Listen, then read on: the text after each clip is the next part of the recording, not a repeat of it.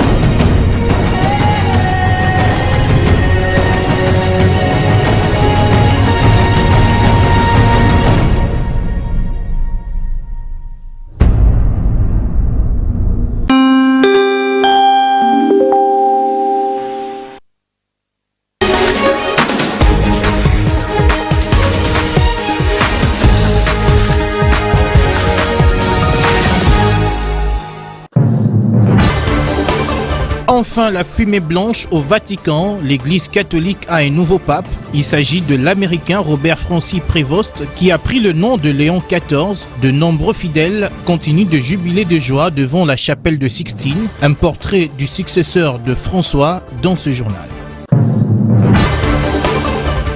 L'économie congolaise continue de résister malgré les secousses liées entre autres à la guerre dans l'est du pays. C'est le constat qui s'est dégagé au cours de la réunion du comité de conjoncture économique dirigé mercredi par Judith Souminois. Jules Alingueté n'est plus l'inspecteur général des finances, il a été envoyé à la retraite selon une ordonnance présidentielle lue hier soir à la télévision nationale. C'est Christophe Bitassi-Moi qui devient le chef de service. Les réactions des Quinois dans ce journal. Chaque pluie est désormais synonyme de dégâts. Il en était le cas dans la commune de Mongafula dans la nuit dernière où l'on déplore des cas de blessés graves dans le quartier Kindélé. Bonsoir à tous, bienvenue dans cette édition du journal sur Digital Congo. Pour vous informer, Abemus Papam, la fumée blanche s'est enfin élevée du ciel du Vatican. On connaît donc le nom du nouveau pape depuis cette soirée. Il s'agit de l'Américain Robert Francis Prévost qui a pris le nom de Léon XIV. De nombreux fidèles continuent de jubiler de joie devant la chapelle Sixtine. Né à Chicago, le nouveau souverain pontife de 69 ans a prononcé son premier discours appelant à la paix. Depuis là, de nombreux chefs d'État du monde lui ont adressé des messages de félicitations. Il s'agit par exemple de Donald Trump qui dit vouloir le rencontrer le plus vite que possible. Nous allons vous proposer un portrait à ce sujet dans un instant. On passe d'abord à autre chose. Dans ce journal, on parle de la réunion du comité de conjoncture économique tenue à la primature, conduite par la première ministre Judith Souminois. Il se dégage que la situation macroéconomique au pays reste stable malgré les pressions internes et externes. Le gouvernement s'engage à relever le défi du mieux vivre du pays. Déborah Mouzou et Alain Lino-Wamba. La situation macroéconomique au pays reste stable malgré les pressions internes et externes. Le gouvernement est déterminé à trouver des solutions afin que ces bons résultats enregistrés sur le plan économique se reflètent dans le quotidien de la population. Le vice-premier ministre, ministre de l'économie nationale, Daniel Mukoko Samba, a confirmé cette stabilité des indicateurs du cadre macroéconomique, que ça soit au niveau de prix intérieurs que du marché de change. Le cadre macroéconomique demeure stable, qu'il s'agisse du niveau des prix intérieurs, qu'il s'agisse du marché de change, qui est resté stable depuis plusieurs mois. Mais ce dont nous avons spécialement parlé aujourd'hui, c'est justement d'essayer de rapprocher cette, on va dire, belle santé macroéconomique avec les conditions de vie de nos concitoyens. Parce que le cadre macroéconomique, il doit aussi se refléter dans les conditions dans lesquelles les citoyens congolais vivent effectivement. À ce jour, a-t-il renchéri, le gouvernement s'est bat pour rapprocher cette stabilité de la conjoncture économique du pays aux conditions de vie de citoyens. Parce que le cadre macroéconomique, il doit aussi se refléter dans les conditions dans lesquelles les citoyens congolais vivent effectivement.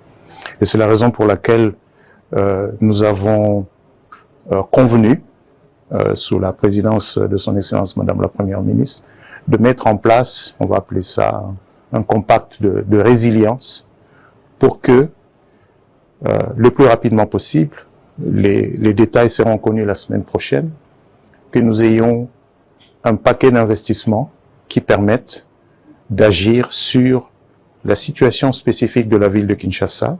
La situation globale du pays a été également abordée au cours de cette réunion, entre autres la situation spécifique de la ville de Kinshasa en termes de la lutte contre les embouteillages, de l'assainissement et de la facilitation de la mobilité dans la ville, mais également en termes de la sécurité alimentaire pour l'ensemble du territoire national sur des produits agricoles prioritaires qui ont été déjà définis dans le plan national stratégique de développement. On se dirige vers la province du Sud Kivu où les députés provinciaux réunis en plénière dans l'auditorium de la femme de la mairie d'Ouvira ce mercredi 7 mars 2025. Ils ont donc déclaré recevable le calendrier des travaux de la session de mars 2025 délocalisé provisoirement dans la ville d'Ouvira suite à la prise de Bukavu, vous le savez, par le groupe rebelle AFC M23. L'Assemblée plénière a donc adopté les matières à traiter au cours de cette session ordinaire. C'est notamment la validation des mandats, le contrôle parlementaire, l'examen et l'adoption du budget rectificatif de la province du Sud Kivu, exercice 2025, les arriérés parlementaires, le rapport des vacances parlementaires, le vote des édits, les formations, séminaires et ateliers. Du 10 au 13 juin 2025, la province du Lualaba vibrera au rythme de la 12e conférence de gouverneurs. Cet événement sera une occasion pour la gouverneure Marie-Thérèse Masuka Saini Fifi et son gouvernement d'inaugurer plusieurs ouvrages construits dans la province. Selon le conseiller en communication de la gouverneure Josué Muyumba, la population doit réserver un accueil chaleureux aux premiers citoyens congolais. Il invite également cette dernière à ne pas se laisser manipuler par les ennemis du développement qui cherchent à distraire l'opinion avec des messages d'intoxication visant à déstabiliser les institutions de la province. Suivez ce reportage. La province du Lualaba se prépare à une série d'inaugurations d'ouvrages infrastructurels. Celles-ci auront lieu à l'occasion de la 12e conférence de gouverneurs qui se tiendra du 10 au 13 juin prochain sous la supervision du président de la République, Félix-Antoine Tshilombo Tshisekedi.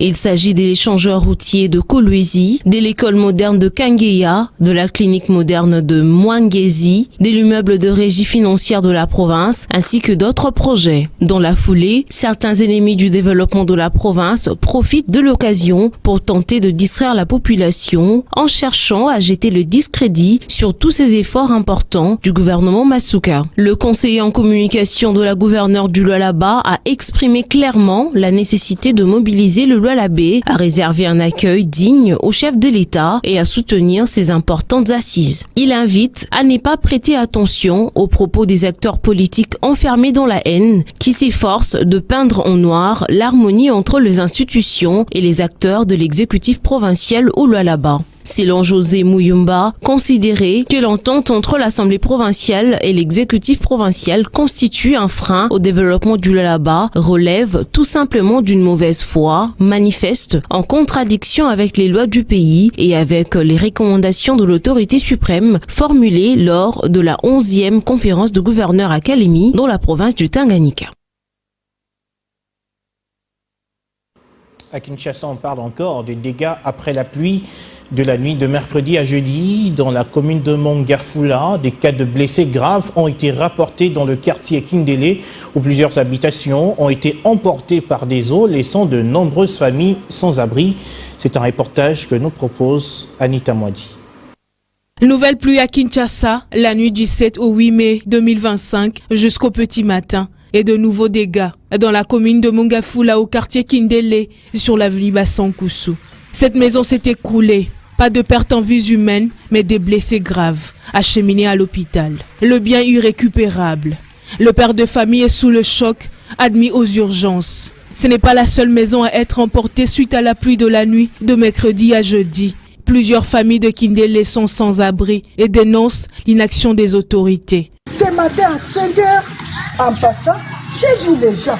Alors je me suis précipitée, je suis d'abord passée. À mon retour, j'ai trouvé que c'est la maison de notre voisin qui est tombée à cause de la pluie et à cause du vent. En tout cas, c'est étonnant. Ici, dans notre quartier, nous souffrons beaucoup. Est-ce que l'État ne peut pas regarder notre problème? Passez un peu à nous, les gens qui vivent dans ces quartiers de Kindele. Au moins, la maille, ils ont compté la bateau na bandaku, maille place au Kendezate, Nzela, Eza. Le manque de canalisation et des caniveaux bouchés dans le quartier Kindele aggrave la situation depuis plusieurs mois et les conditions de vie de la population après chaque pluie. Et ce genre de dégâts vont peut-être s'atténuer à l'approche de la saison sèche qui approche à grands pas, soit dans 7 jours très exactement. Cette saison est caractérisée par la baisse de température à Kinshasa. Plusieurs Kinois se préparent déjà pour faire face à cette période qui entraîne généralement plusieurs maladies saisonnières.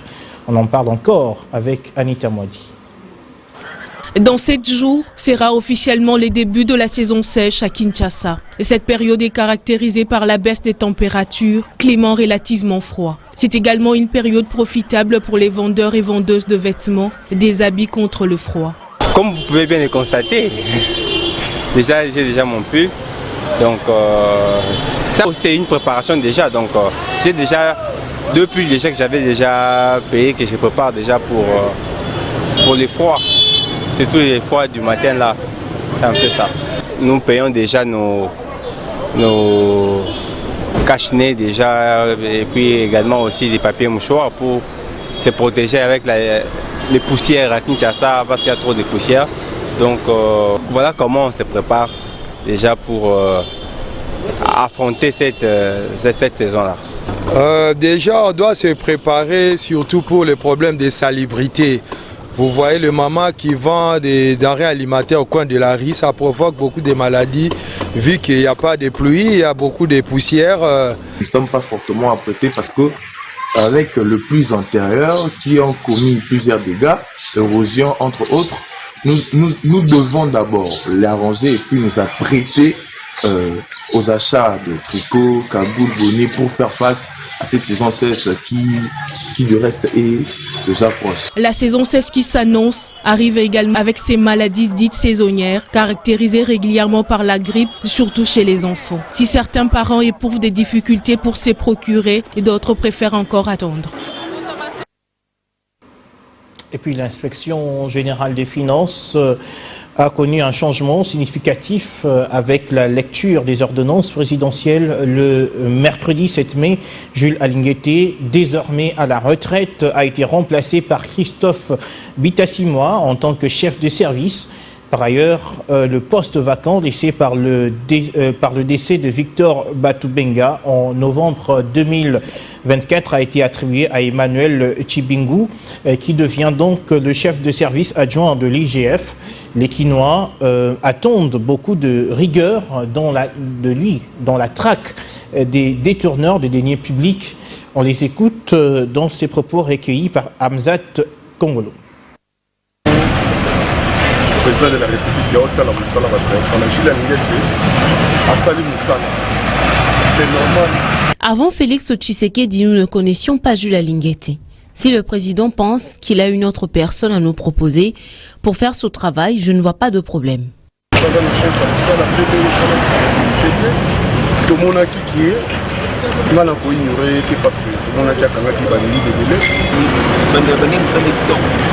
Sans problème. Figa Gabiso va congolais, il faut que ça me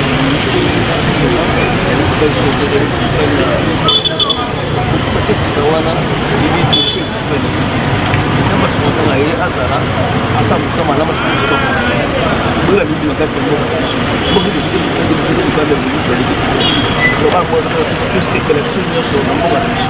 Papa Jules Lingeta ayaka bien, bandosala musala na bien, ayaki na mwa zé moko.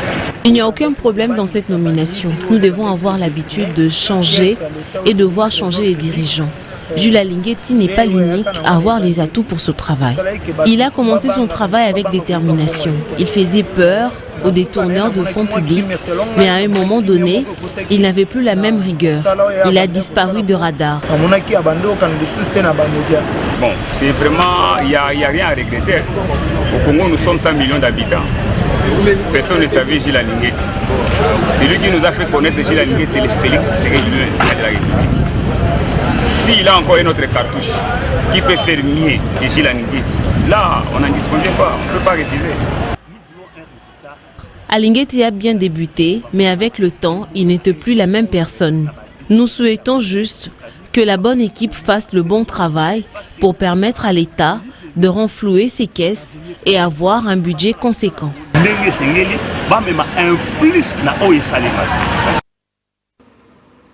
Direction Saint-Domingue, en République dominicaine, où le droit congolais a brillé dans la scène mondiale. Du 4 au 6 mai 2025, le président de la Cour constitutionnelle de la RDC, Dieudonné Kamuleta Badibanga, a représenté le pays au prestigieux Congrès mondial de droit, un rendez-vous international de haut niveau réunissant plus de 1000 juristes venus de 60 pays. On voit cela avec John Zati. République dominicaine, Congrès mondial de droit. Plus qu'une simple présence, Dieudonné Kamuleta Badibanga, président de la Cour constitutionnelle, représente la République démocratique du Congo. Une véritable percée diplomatique à la tête du panel 10 consacré au rôle des cours constitutionnelles en période de péril démocratique.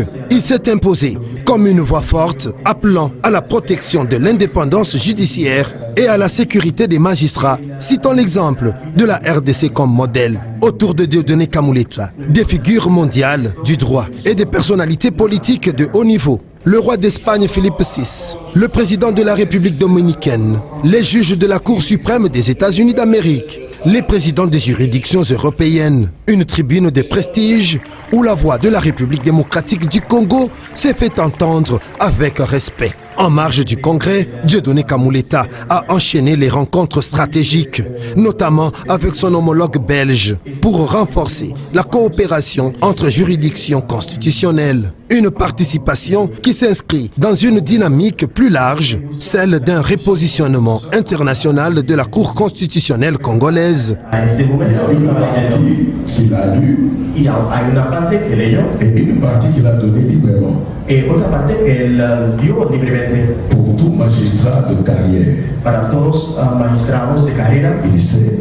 Désormais, actrice incontournable des débats mondiaux sur l'état des droits, Dieudonné Kamuleta, artisan de cette diplomatie judiciaire, redonne à la justice constitutionnelle congolaise son rayonnement et affirme la RDC comme un acteur respecté sur la scène internationale. Toutes nos excuses pour la qualité de ces images. Le monde entier célèbre la journée internationale de la Croix-Rouge et du Croissant-Rouge ce jeudi 8 mai, un événement qui n'est pas passé sous silence à Kinshasa, capitale de la République démocratique du Congo, puisque la cérémonie officielle a eu lieu dans la salle des spectacles du Palais du Peuple. À cette occasion, le ministre de la Santé publique, Hygiène et Prévoyance sociale, Roger Kamba, a salué publiquement le travail bénévole abattu du jour au lendemain par les vaillants agents de la Croix-Rouge et les a rassurés de l'accompagnement et du soutien de son ministère. Jean-Émile Senga et Olivier Abedi étaient sur place. Dans une atmosphère de joie et satisfaction, le volontaire et employé de la Croix-Rouge et du Croissant-Rouge célèbre ces jours la journée internationale de la Croix-Rouge sous le thème du côté de l'humanité. Tous habillés en uniforme, avec un signe de la Croix-Rouge, ses employés, en provenance de presque tous les coins de la RDC, sont réunis ce 8 mai à Kinshasa pour célébrer également leurs exploits. Présent à cette manifestation, le ministre de la Santé publique, Roger Kamba, a reconnu le travail qu'abattent ses bénévoles et les a rassurés de tout son soutien et du gouvernement congolais. Vous êtes le meilleur côté de la société. Vous êtes le bon côté de la société. Parce que volontairement, vous vous levez pour aller tendre la main, pour aller secourir. Enfin, je voudrais vous dire et vous rassurer que le gouvernement de la République, au travers le ministère de la Santé publique, Hygiène et Prévoyance sociale, nous serons à côté de la Croix-Rouge. Profitons de la présence du ministre de la Santé publique, Hygiène et Prévoyance sociale et de la ministre des Affaires sociales, Nathalie Aziza. Les employés de la Croix-Rouge ont fait une projection publique illustrant leurs différentes œuvres à travers le pays, spécialement dans les provinces orientales en proie aux guerres d'agression. Et puis à la même occasion, les agents de la Croix-Rouge présents à cette manifestation ont également déploré le traitement qu'ils subissent tant dans les transports en commun que un peu plus partout dans l'exercice de leur travail. Ils ont réagi au micro de Jean-Émile Senga et Olivier Abedi. Ce que nous déplorons, la société, ce que nous demandons, c'est le message. Il faut qu'on considère les agents de la Croix-Rouge. Il faut qu'on considère parce que nous faisons un travail d'apostolat, un travail de bénévolat, un travail de volontariat. L'homme qui vient pour faire un travail volontairement, les négliger, je ne crois pas comment est-ce qu'on peut vivre dans cette chose. Et nous vous demandons encore que la conscience, que les Congolais se réveillent à comprendre ces gestes de la Croix-Rouge. Les volontaires, il faut l'accepter. Nous ne sommes pas considérés. Quand nous voyons nos amis de Brazzaville, même vous traversez là-bas, ils vous reçoivent en bon terme. Mais en République démocratique du Congo, surtout nous ici à la ville de Kinshasa, nous tendons beaucoup des actions volontaires pour le secours. Mais vraiment, même dans le bus, nous sommes rejetés. Yango nazolobaka bakonzi bataille biso likambo surtout na transport totungisa marami na transport pour okende pe bosali mwa musala moko boye mais lokola tondimaki volontariat yango wana toza na volontaire na kosala musala moyo toboye eza te mpo bakanga biso na makasi te biso moko tokenda mais l'État akanisaka biso ta na mwa moke mwa miliki mwa nini na transport batiela biso. Non, bon, vous savez, d'abord le travail que fait le secouriste, c'est un grand travail. C'est un travail humanitaire que nous effectuons au sein de notre population. Nous aidons les vulnérables et surtout même dans des pays à conflit. La Croix-Rouge vraiment fait un grand travail. Bon, pour l'autre question, les autorités sont là, nous ont attendus, nous ont aussi assisté aujourd'hui et je pense qu'ils feront encore mieux, plus pour mettre les secouristes dans de bonnes conditions afin de subvenir aux besoins de notre population vulnérable. Voilà donc ce qu'on pouvait dire de la journée internationale de la Croix-Rouge et du Croissant-Rouge. Le ministre d'État en charge de la justice, Constant Mutamba, durcit le temps contre les auteurs des tapages sonores à Kinshasa.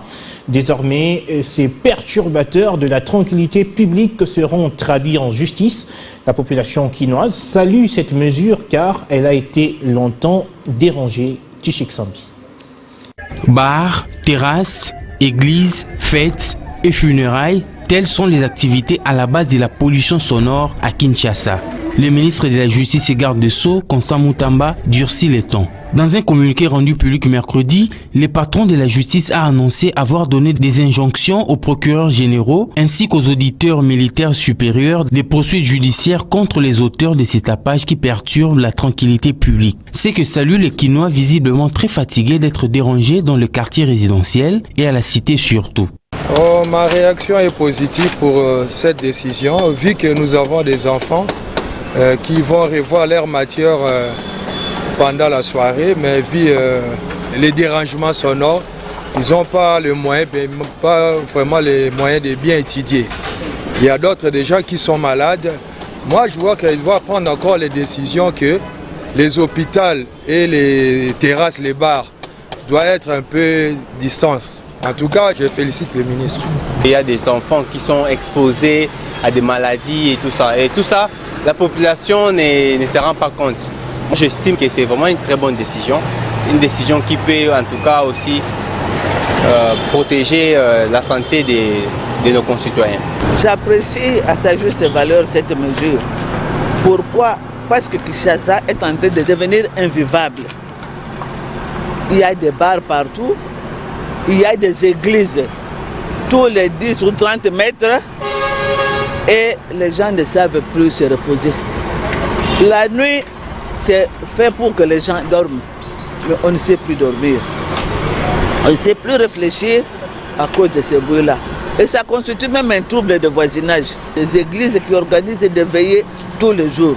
L'année dernière, d'autres mesures dans ce sens avaient été prises sans produire d'effet escompté. Les tapages nocturnes et diurnes continuent à Kinshasa. Où en est-on avec les processus d'identification des églises respectueuses des normes? Où en est-on avec la délivrance du permis de culte aux églises pour fonctionner?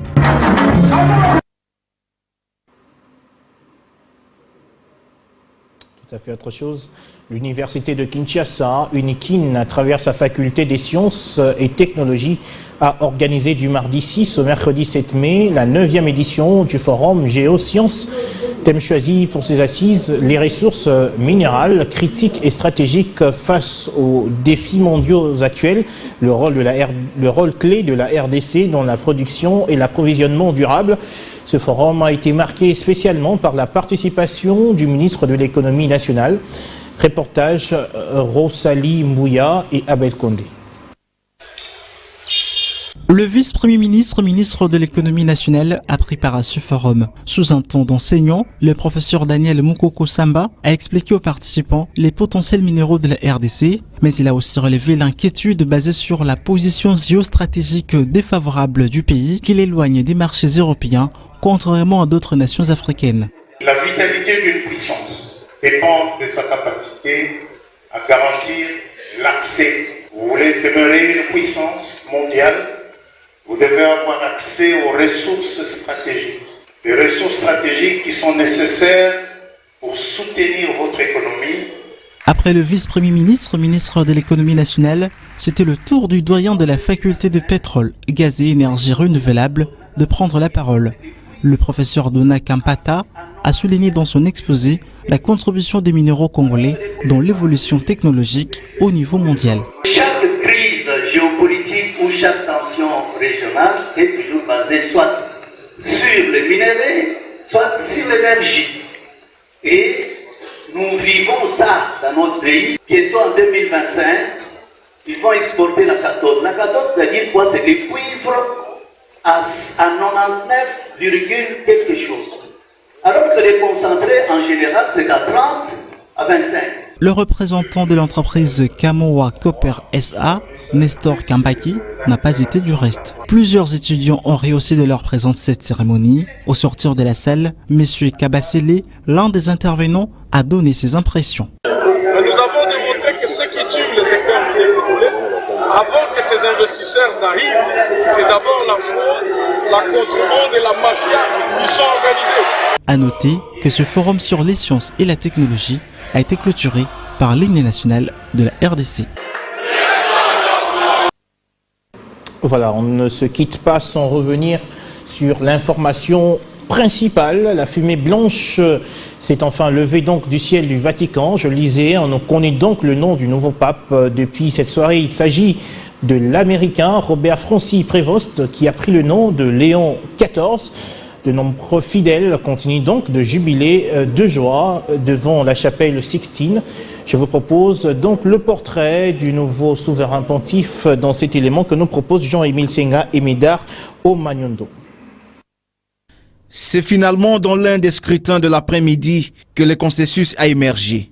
Après l'introduction des bulletins dans l'urne sacrée, puis leur dépouillement minutieux, le signe tant entendu s'est fait enfin manifester. Un panache de fumée blanche s'est échappé de la cheminée, accompagné par les cloches de la basilique Saint-Pierre. La foule a éclaté dans une clameur de joie. Depuis le balcon de la basilique, le cardinal protodiacre prononce la célèbre formule « Habemus Papam ». Robert Francis Prévost est le nouveau souverain pontife de l'Église catholique, successeur à François, décédé le 21 avril 2025. Il y prend pour ses faits le nom de Léon XIV, Comme Léo XIII, il y sera un pape social qui devrait se consacrer aux plus faibles, aux plus pauvres et aux précaires, la raison même de son choix. Né le 14 septembre 1955 à Chicago, d'un père français et d'une mère italienne, Robert Francis est le fruit d'un métissage culturel qui a façonné son ouverture et sa sensibilité aux enjeux internationaux de l'Église. Entré chez les Augustins en 1977, il a suivi un parcours académique rigoureux en mathématiques, théologie et droit canonique qui les mène jusqu'à Rome. Ordonné prêtre en 1982, il est rapidement envoyé en mission au Pérou où il s'émerge dans les réalités pastorales d'Amérique latine. Son action à Trujillo où il dirige les séminaires et enseigne, révélant un homme de terrain, formateur et bâtisseur. Son élection en 2001 comme prieur général de l'ordre de Saint-Augustin à l'unanimité et en étant record témoigne de la confiance qu'il inspire. Il y manifeste des qualités de leadership calmes, efficaces et spirituellement ancrées. À partir de 2014, il est nommé évêque de Chiclayo, puis membre de plusieurs dicastères. Il devient alors une figure influente de la hiérarchie ecclésiastique. En 2023, il accède à l'un des postes les plus stratégiques de la curie en tant que préfet du dicastère pour les évêques supervisant les nominations épiscopales à travers le monde. Créé cardinal peu après par le pape François Ier, il y devient cardinal évêque en février 2025. Élu pape à un moment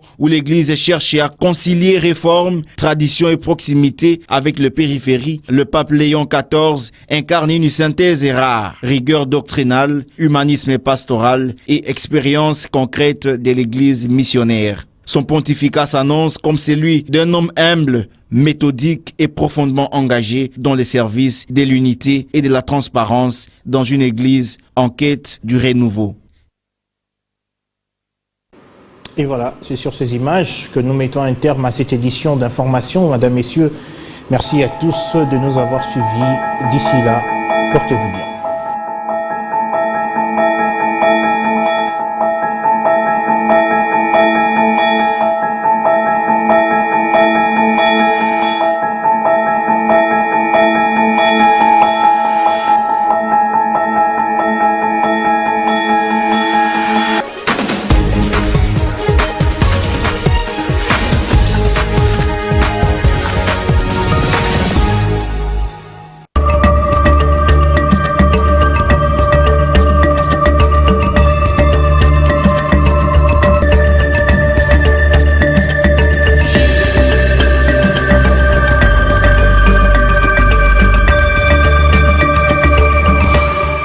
Bienvenue dans la revue de presse parue ce jeudi 8 mai 2025.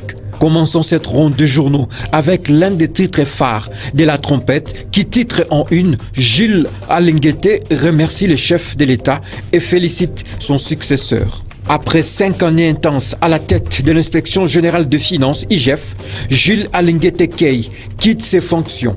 L'ordonnance présidentielle officialisant ce changement a été lue ce mercredi 8 mai à la chaîne nationale par la porte-parole du président de la République, Tina Salama.